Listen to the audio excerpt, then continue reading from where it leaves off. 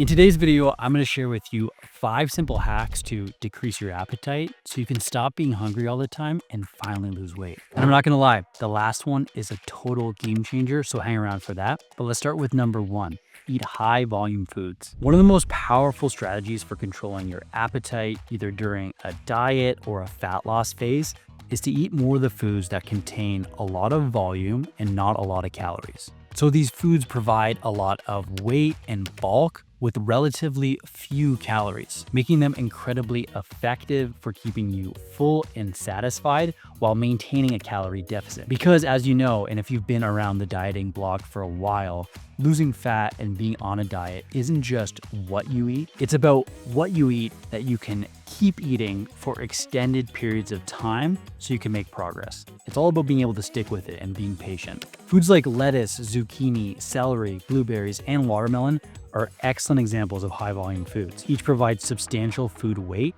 with minimal calories. Yes, some of these contain sugar, but that's not necessarily something that needs to be avoided if your calories are in check. The key advantage of high volume foods is that they physically fill up your stomach, triggering stretch receptors that send signals to your brain, which promotes satiety and that feeling of fullness. This effect helps reduce hunger and manage your appetite, making any sort of diet easier to stick to. In contrast, high energy density foods, such as nuts, oils, processed snacks, they pack a lot of calories into smaller portions, which leads to overeating without that feeling of fullness. Think about the difference between a serving of peanut butter, this is like 15 grams and 100 calories, versus a whole bowl of lettuce. You have this entire thing for 40 calories. The mass of these two different foods is totally different. And when you focus on these low energy density foods that have a lot of weight, you can consume larger meals, stay fuller for longer, and naturally consume less calories throughout the day. Now, water content plays a major role here as well. A lot of these high volume foods are naturally going to have a higher level of water, which not only adds a lot of weight without adding more calories, but it also keeps you hydrated. Ultimately, structuring your diet around foods that have a lot of weight makes it more sustainable in the long run. When you can eat more food overall, you're more likely to stick to your diet, reduce the chance of binge eating, as well as reduce cravings overall, all of which are crucial for long-term dieting and fat loss success. Now, just because these foods don't have a lot of calories doesn't mean they need to taste bad either. Foods like grapes and watermelon are going to be satisfying and refreshing and help manage your cravings and appetite while supporting fat loss. A lot of these foods are also going to be high in fiber, which means you're going to have better blood sugar regulation. So there's many reasons to eat more high volume foods when looking to manage your appetite. Next up, we have a controversial one. This is going to be hack number 2. Diet drinks. Calorie-free or diet drinks have gotten a bit of a bad rap in health circles. One of the most common conceptions about healthy eating or dieting is that if something tastes good, you need to avoid it altogether while being on a diet. However, non-nutritive sweeteners or diet drinks, think of things like Diet Coke or Crystal Light, can actually be valuable tools and additions to your diet to help you manage your appetite and reduce craving. Here's what the research says. Research consistently shows that non-nutritive sweeteners such as sucralose, aspartame, and stevia are safe for human consumption, especially when you use them within recommended limits. And despite concerns that artificial sweeteners may actually increase your hunger, most research shows that either they have no impact on your appetite or actually help reduce overall calorie intake. How do they do this? Well, when you add something into your diet that's sweet without a lot of additional calories, you reduce cravings and it makes it easier to stick to your diet, which means you're less likely to go off track and eat more calories. This may not work for everyone or be helpful for you, but if you crave something sweet, there's no reason why you can't consume diet drinks within reason. They are safe, and they may help you manage your appetite and cravings, which may be the thing you're missing to sticking to your fat loss plan for longer. There are no bonus points for making your diet more miserable. Work in a Diet Coke. Next up, what can you eat more of to manage your appetite? Let's talk about hack number 3, eat more protein. When you're in a fat loss phase, managing your hunger is one of the biggest challenges. This is where eating more protein becomes essential.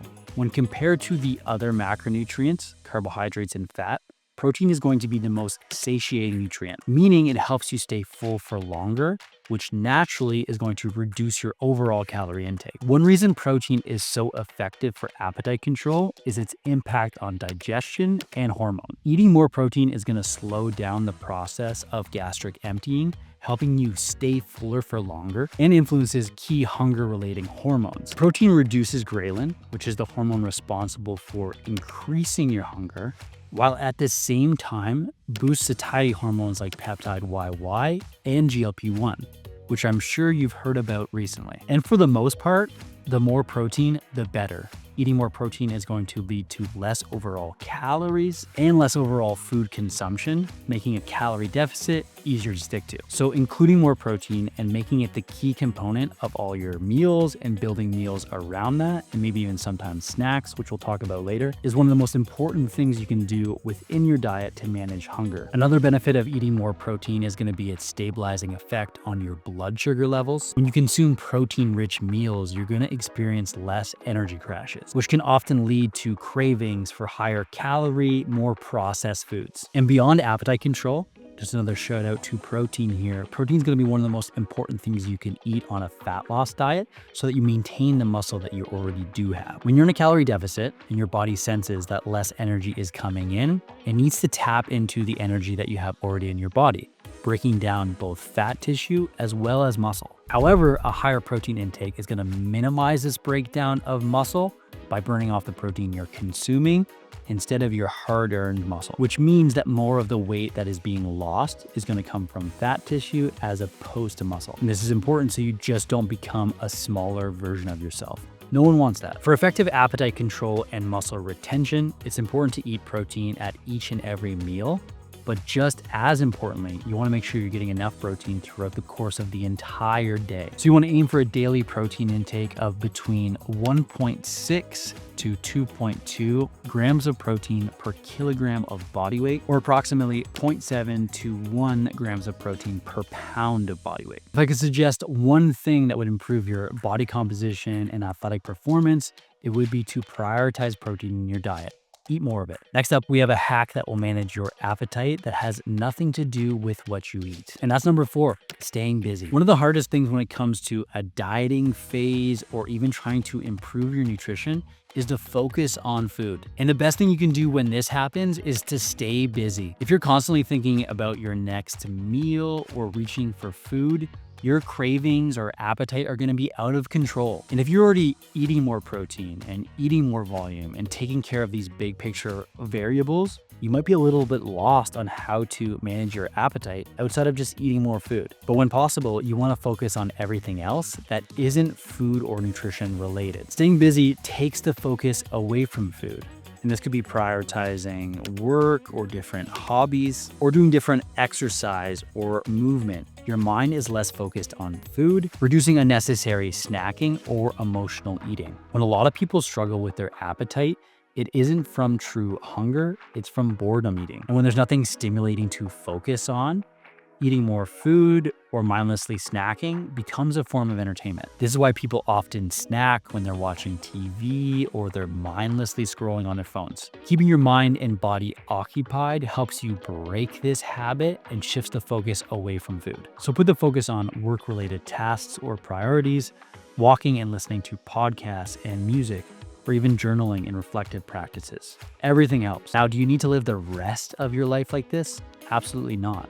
But dieting in most occurrences is just for a set period of time. And this is when food noise or boredom and emotional eating becomes harder to control. So for a set period of time, staying busy can be helpful to manage your appetite. And lastly, and this is the important one, this may be the one thing that's making it really hard to manage your appetite and lose weight. And that's number 5, snacking. Snacking is always brought up as a helpful strategy to help you lose fat, but it may not be managing your appetite. eat these healthy snacks, do this. And if anything, it may be the reason your appetite is out of control. One of the biggest misconceptions when it comes to nutrition is that eating smaller, more frequent meals boosts your metabolism, which research has shown doesn't really have a meaningful effect on your metabolism. And in reality, it can be really problematic because snacking and most conventional snack-based foods have no real effect on satiety. Generally, most snacks are small, they lack protein, and they lack volume, and they don't keep you full for very long. A handful of nuts, a granola bar, a few crackers, these foods don't have much volume, and in reality, they can add in 200 to 300 calories without really making you feel full. And rather than reducing your overall calorie intake for the day, what snacking typically does is temporarily delays your hunger. And rather than reducing your overall food intake, snacking tends to delay hunger temporarily, leading to more frequent eating and an increased risk of exceeding your daily calorie targets. A more effective approach for fat loss is eating larger meals that are nutrient dense and whole foods that promote satiety. Meals that prioritize protein and fiber and high volume foods are going to keep you fuller for longer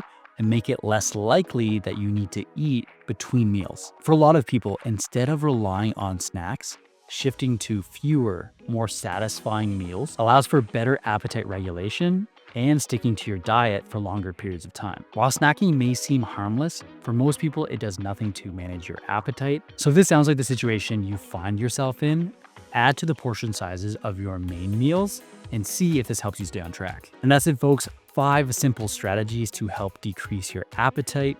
Today we talked about eating for more volume, including diet drinks, bumping up your protein intake, staying busy, and stopping snacking. Hope that helps you stay full and crushing your fat loss goals. But as great as all those tips are, if you're really serious about improving your nutrition and hitting your fat loss goals, the next thing I'll have you do is check out this video linked up right here. I'm sharing the top 10 fat burning foods that all of my nutrition clients eat. You're gonna learn exactly what those are in this video. So check it out now, and I'll see you in the next video.